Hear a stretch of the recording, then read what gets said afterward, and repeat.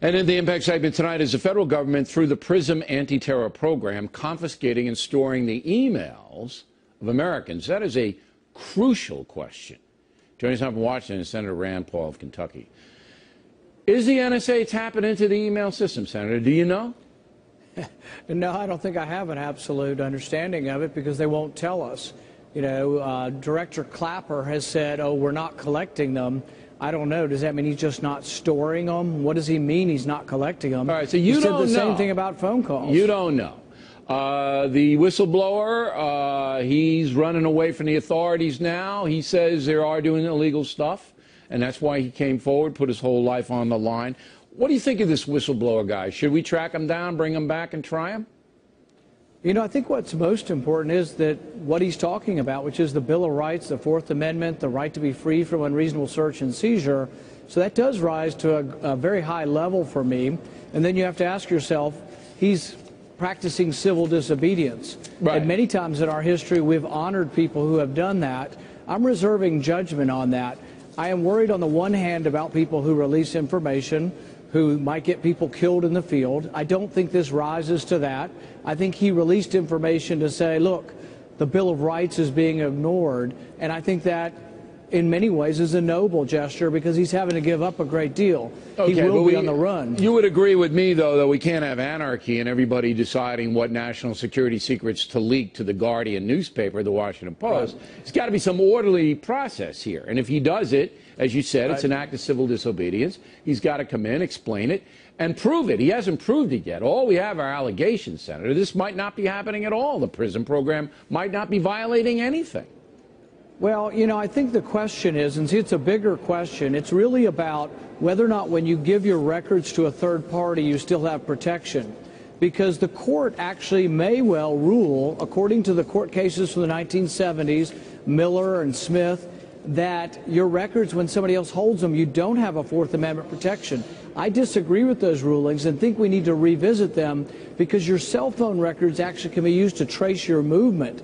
So last year, the Supreme Court had a case about GPS, whether the police can tag your car with a GPS finder and track you without probable cause or a warrant. Supreme Court said no. I think your telephone's somewhat like that. They can track your movements, so I think they need to have a warrant that says you've been accused of a crime and there's probable cause to believe that we need to track your movements. But we shouldn't go through the records of 100 billion phone calls a day.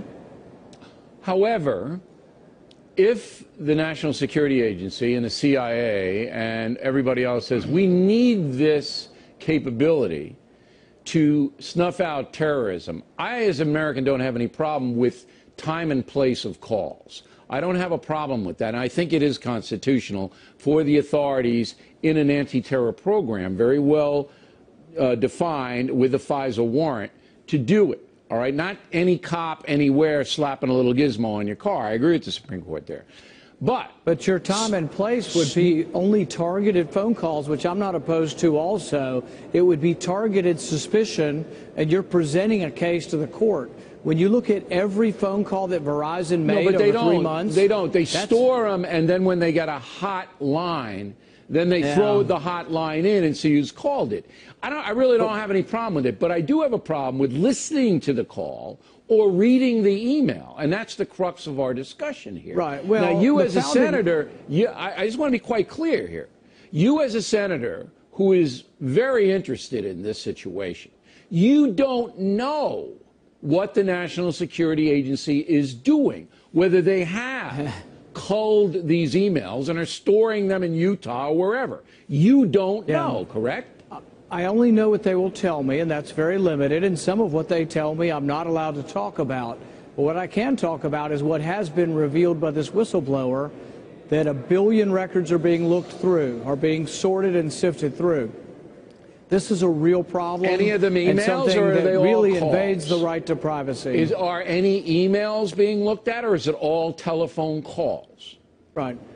From what I understand, what we're reading in the press is telephone calls. However, what I would say is by coordinating mega data from phone calls, you can also tell where people are going, how many times they call someone. There are a lot of things you can determine about a person's life. I would also say that under today's understanding from the Supreme Court, your Visa record is not private and does not require a warrant. That, to me, is a mistake. I think your third-party records should get the protection of the Fourth Amendment. And let's see how that legally evolves. But I want to know, I think you do, and I think every single American or anybody in the world watching me now, I want to know if what this whistleblower says is true, that the National Security Agency is taking emails, all right, words on paper, and storing them. Are you going to be able to find out? Are you going to be able to find that out? Well, that's the question. See, the only way we'll know is if President Obama and his administration choose to be the transparent administration they promised they were going to be. If they chose to protect privacy, if they chose to release, even in redacted form, some of these FISA court orders. They don't. They're horrified that we now know that probably not just Verizon, AT&T, I think every phone call and every cell phone in America is getting the same order. I understand, but you keep going back to the calls, Senator. You're on the Homeland Security Committee. I got to know about the emails, and I'd like you to find out and hold hearings and get them in. Are you taking the emails or not? That's what we need to know, Senator. Well, here's the question on the emails. The current law says that after 6 months, you don't require a warrant, and that's even to get all of the data concerning them. It usually is not to read them. So if we can take them at face value, they're not reading them. But even looking at your emails over 6 months without any kind of court order or warrant, it's wrong. I think is wrong, and we're going to try to fix that. I hope so. We need to get it better defined. Senator, we appreciate your time tonight. Directly ahead, Crowley and